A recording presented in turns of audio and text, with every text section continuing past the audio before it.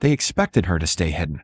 When Alara arrived at the grand autumn ball in a gown of pure black silk amid a sea of jewel-toned aristocracy, the laughter rippled through the gilded hall like champagne bubbling over crystal.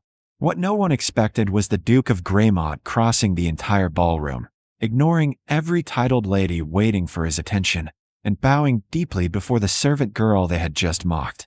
And in that single moment, everything the court believed about power and worth was about to shatter. 3 months earlier, Greymont Manor had been preparing for the social event of the season. The Grand Autumn Ball was not merely a gathering. It was a declaration, a calculated display of the Duke's return to society after 5 years of self-imposed isolation following his younger sister's death. Every detail mattered. Every guest represented strategy, and every servant understood their role was to be invisible. Alara had arrived at the estate 6 weeks prior, hired through a quiet recommendation from the physician who tended the Duke's household. She was not remarkable in the way the nobility measured such things. No grand lineage, no connections, no beauty that demanded attention. Just a young woman with steady hands, careful movements, and the particular stillness that came from learning early that survival meant being overlooked. But she noticed things. She noticed that the estate's housekeeper organized linens by a system no one else understood, creating inefficiencies that wasted hours. She noticed that the estate's account books, left occasionally on side tables, contained errors that compounded monthly. She noticed that the Duke himself moved through Greymont Manor like a man walking through a mausoleum, present but not alive. Most importantly, she noticed the portrait. It hung in the East Gallery where few ventured, a young woman perhaps 17, painted in a gown of midnight black, her expression serene, but her eyes holding something fierce and uncompromising.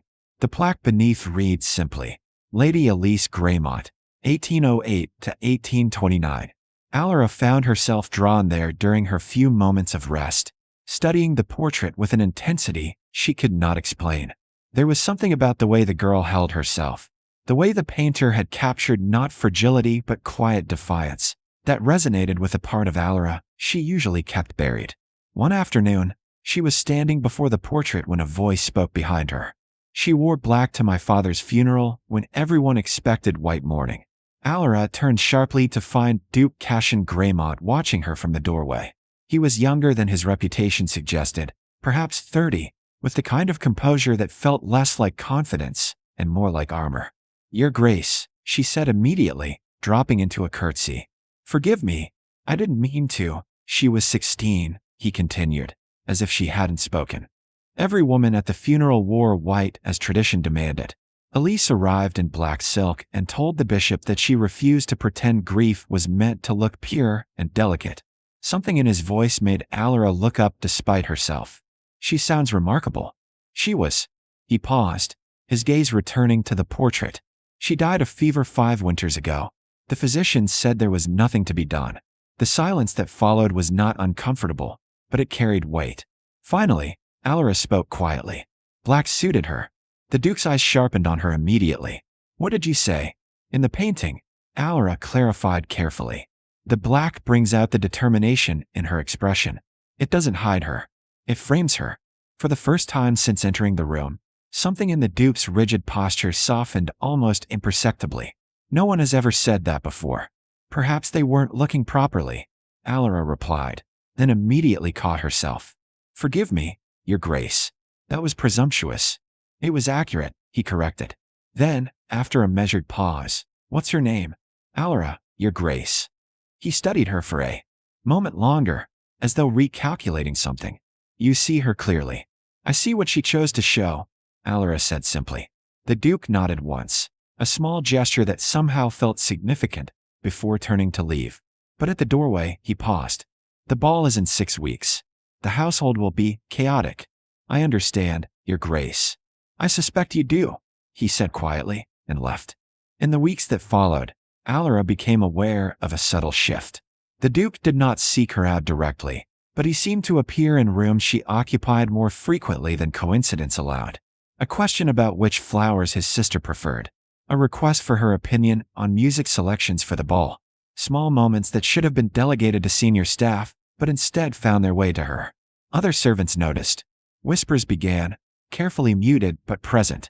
The housekeeper's expression tightened whenever Alara entered a room. The senior footman made pointed comments about people who overstepped their station. Then came the invitation. It arrived on thick cream paper, sealed with the Greymont crest, delivered to her small room by the housekeeper, whose displeasure was barely concealed. "His Grace requests your presence at the Grand Autumn Ball," the woman said coldly. As a guest, Alara stared at the invitation, heart pounding. There must be a mistake. No mistake, though I cannot imagine what possessed him to extend it. The housekeeper left without another word. That night, Alara stood alone before Lady Elisa's portrait, the invitation trembling slightly in her hands. She understood what accepting meant. The mockery, the scandal, the fury of a hierarchy that thrived on clear boundaries. But she also understood something else. The Duke had seen her, truly seen her, and in a world that demanded invisibility, that recognition was worth whatever came next. The dressmaker arrived at Greymont Manor 3 days before the ball, summoned by the Duke with specific instructions that reached Alara through whispers and sidelong glances from staff who could barely contain their shock. She was to be fitted for a gown appropriate for the Grand Autumn Ball, not a servant's uniform, a proper gown. Alara stood in the fitting room while the dressmaker circled her with sharp, assessing eyes. The woman was professional enough not to ask questions, but her expression suggested she had several. "His Grace specified you were to choose the design yourself," the dressmaker said carefully. "Within reason, of course. No expense is to be spared." The words should have been thrilling. Instead, they felt like standing at the edge of a cliff, wind pushing from behind. Alara's gaze drifted to the window overlooking the East Gallery. From this angle, she could just see the corner of Lady Elisa's portrait through the doorway. "Black," she said quietly. The dressmaker's hand stilled on her measuring tape. "I beg your pardon. I want black silk. Simple lines, nothing excessive. Elegant, but not apologetic." The woman's face went carefully blank. "Miss, black is for mourning. The autumn ball is a celebration. Every lady will be in jewel tones, emerald, sapphire, ruby. You would stand out dramatically." "I know." A long pause followed. Then the dressmaker set down her tape with deliberate precision. "His Grace will be questioned about this choice. As will you. I understand. Do you?" The woman's voice was not unkind, but it carried warning. "The court will interpret this as either profound disrespect or profound significance. There is no middle ground." Alara met her eyes steadily. "Then they'll have to decide which." The dressmaker studied her for a long moment, then nodded slowly. "Black silk it is." When the Duke learned of her choice, he summoned her to his study. Alara entered to find him standing by the window, tension visible in the set of his shoulders despite his controlled posture. "Black," he said without turning. "Yes, Your Grace. You understand what that will communicate. I understand it will be honest." He turned then, his expression unreadable. "Honest about what?" Alara chose her words carefully. "You invited me to honor your sister's memory at this ball. She wore black when everyone expected white. I thought it seemed right to acknowledge that courage." Something shifted in the Duke's face, a crack in the careful armor. "The court will crucify you for it." "Perhaps," Alara agreed quietly. "But I would rather be honest and mocked than false and accepted." The silence that followed was heavy with something neither of them named. Finally, the Duke spoke, his voice lower than before. "You remind me of her." "I'm not. Not in circumstance," he interrupted gently. "In spirit." Elise never apologized for taking up space in a world that wanted her diminished. She burned brightly, even when others demanded she dim herself. He paused. "I stopped honoring that after she died. I dimmed everything instead." Alara's throat tightened. "Grief does that. It doesn't have to." He met her gaze directly. "You've reminded me of that. Simply by being exactly who you are, without pretense." The words hung between them, heavy with meaning that went beyond gratitude, beyond propriety, into something far more dangerous. "Your Grace," Alara said carefully, "when I walk into that ballroom, they will say terrible things. About me, about your judgment, about what this means. I know. It may damage your standing. Let it." The certainty in his voice was startling. "I have spent 5 years performing grief for an audience that never truly saw my sister. If honoring her memory means standing beside someone who understands what she represented, then society's approval means nothing to me." The night of the ball, Alara stood before the mirror in her small room, barely recognizing herself. The black silk gown was perfection, simple, elegant, striking. It did not apologize. It did not hide. It declared. Her hands trembled slightly as she fastened the last clasp. Downstairs, she could hear carriages arriving, voices rising, the orchestrated chaos of aristocracy gathering. A soft knock interrupted her thoughts. When she opened the door, she found the Duke's valet holding a small wooden box. His Grace requested you wear this, the man said quietly, then departed before she could respond. Inside the box lay a single piece of jewelry, a silver pendant shaped like a small flame, suspended on a delicate chain. Tucked beneath it was a card in the Duke's precise handwriting. She wore this the night she wore black. It seemed right that you should carry her courage with you. See, Alara's vision blurred. She fastened the pendant around her neck with shaking fingers, feeling its slight weight settle against her skin like a blessing. Then she descended the stairs toward the sound of music and laughter, toward a world that would judge her before she spoke a word, toward a moment that would define everything that came after. The ballroom doors opened before her. Golden light spilled out, along with the swell of violins and the hum of expensive conversation. She took one breath, then another, and stepped inside. The reaction was immediate. Conversations didn't just pause, they stopped dead. Heads turned in perfect synchronization, as though choreographed. Someone gasped audibly. Then the laughter started, rippling through the crowd like poison spreading through water. A woman in emerald silk whispered loudly enough to be heard. How extraordinarily inappropriate. Who does she think she is? Another voice asked with open mockery. Alara's face burned, but she kept her chin level, her steps steady. She would not falter. Not now. Across the ballroom, Duke of Greymont stood among a cluster of high nobility. He had seen her enter. And now, with the entire court watching, he had a choice to make. The Duke moved before the laughter could fully take root. He did not hurry. Duke of Greymont had never hurried in his life, but his path across the ballroom was so direct, so unwavering, that conversations died in his wake like candles snuffed by wind. Every eye tracked him, every breath held. He stopped directly before Alara, and the mockery froze mid-syllable because the Duke of Greymont, one of the most powerful men in England, was bowing to a servant girl in mourning black as though she were royalty. Not a polite nod, a full, formal bow that belonged to queens. When he straightened, his voice carried clearly through the shocked silence. Miss Alara, you honor my sister's memory tonight. And mine. Thank you. Then he offered his hand. Alara's heart hammered so violently she thought everyone must hear it. But she placed her hand in his, feeling his fingers close firmly around hers, steadying, certain, deliberate. He led her onto the dance floor as the orchestra, while trained enough to recover quickly, shifted into a waltz. The court remained frozen in disbelief. Then slowly, mechanically, other couples began to join, but the attention never left the Duke and the woman in black silk turning gracefully at the center of everything. You're trembling, he said quietly. They hate me, Alara replied, keeping her voice steady despite everything. They hate that they don't understand you. There's a difference. His hand tightened slightly at her waist. But they will understand before this night ends. Your Grace. Cashin, he corrected softly.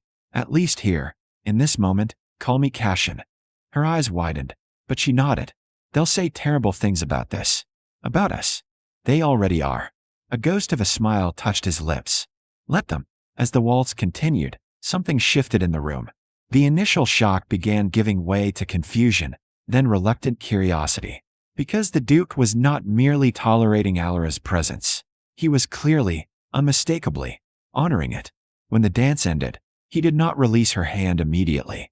Instead, he turned to address the room, his voice calm but carrying effortless authority. Many of you knew my sister, Lady Elise Greymont. Some of you remember the scandal when she chose to mourn our father in black rather than traditional white. Murmurs rippled through the crowd. She was 16 years old, and she understood something it has taken me 5 years to remember. That grief, like courage, should never apologize for existing. He gestured toward Alara, still holding her hand. Miss Alara wears black tonight not out of disrespect, but out of understanding. She honors what my sister represented. The refusal to be diminished, the courage to be honest, the strength to stand visible in a world that demands invisibility from those it considers beneath notice. The silence now was different. Uncomfortable, yes, but no longer mocking. I invited her as a guest because she sees clearly what many of us have forgotten. That worth is not determined by title or birth, but by character, intelligence, and courage. And in those measures, she surpasses most people in this room, including myself. A sharp intake of breath moved through the crowd. Several nobles looked genuinely scandalized, but others, particularly some of the younger guests, were watching Alara with new attention.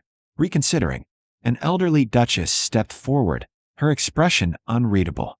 "Your Grace," she said carefully. "This is most unusual." "Yes," Cassian agreed. "It is." "And you do this knowingly? Understanding the questions it raises?" "I do this because it's right." He met the Duchess's gaze steadily. "And because I have spent too long caring more about appearance than truth."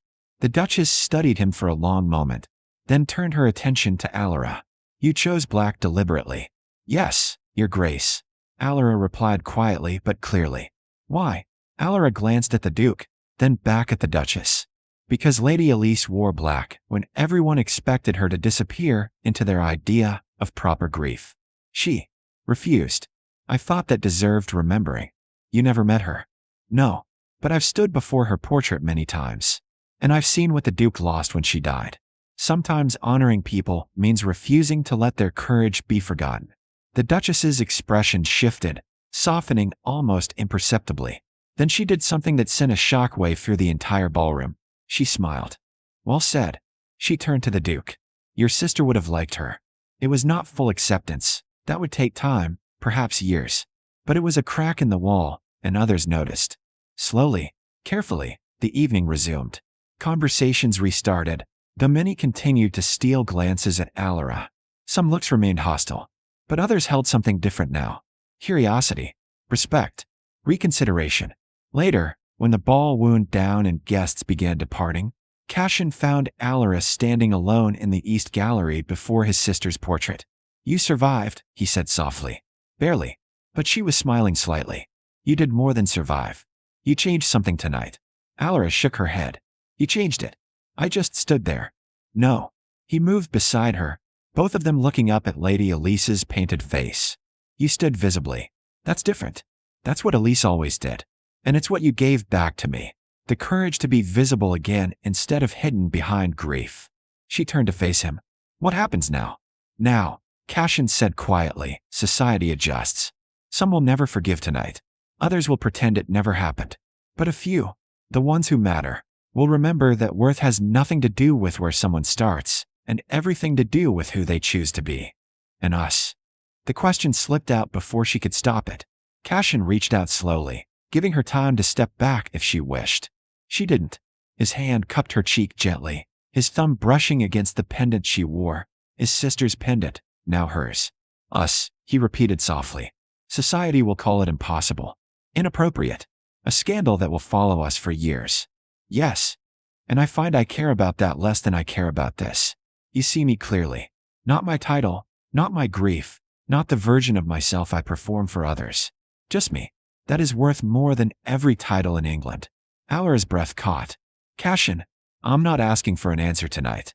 This is too new, too complicated.